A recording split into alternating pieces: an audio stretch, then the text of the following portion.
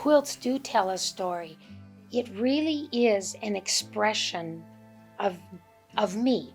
It's my creation. It's like a painting in fabric. That is, I'm not a painter, but with a quilt, you are. There's so much of you in there.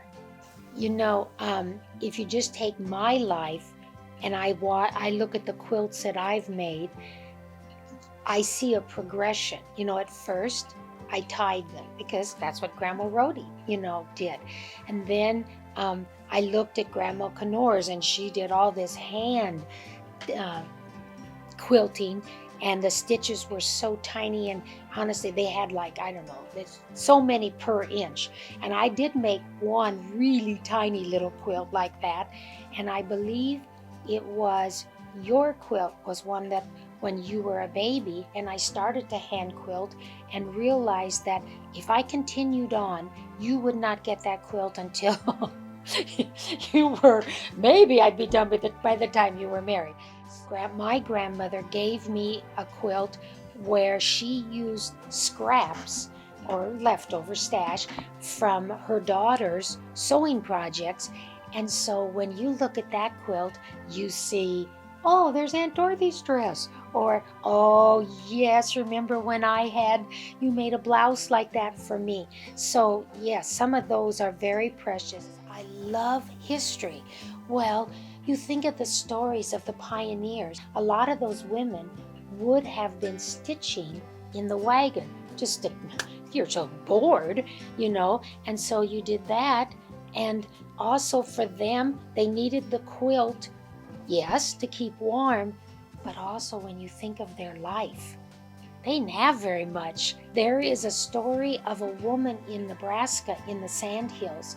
She made this, it's an absolute quilt. And she made really tiny little, took her years. And so at the end of the day, she always found time to quilt. No dishwashers, no automatic anything, but they quilted because it was their form of a social life. Grandma has her favorite, the log cabin, and so I always know, like, when I see those log cabins, like, that's the story that, at least for me, that it reminds me of Grandma, and so that's kind of the story that way.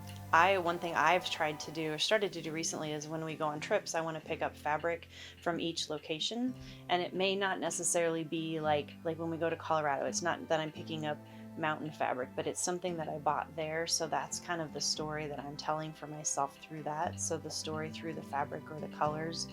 I do think that for me it is the reminders, and the memories is how I tell the story. In the old days, in the past, it used to be cheaper to make your own clothes.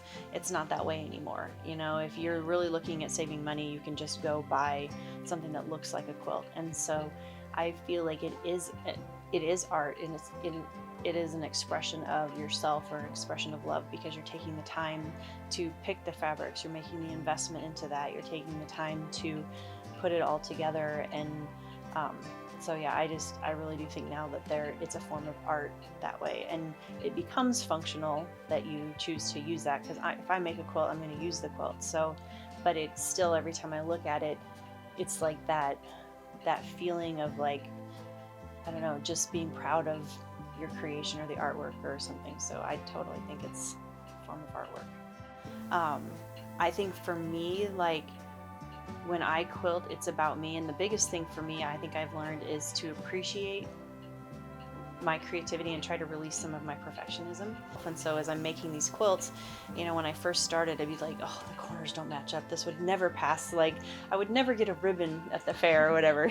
But it's like, I said to myself, you know what, it's for me. I want it to, be for me. And I had heard a story once that, I don't know if it was the Amish or the pioneers or whatever, that they would intentionally make a mistake in the quilt so that was how they knew it was like theirs. They put it in there so it was handmade. And that was kind of where I got to, is that I'm going to look at the overall beauty of that versus nitpicking all the individual things. And I think that's the thing with art in general, like, just appreciating the entire picture. And so that, I think, is what I've learned the most from it, is just to appreciate the big picture instead of looking for all the faults in it.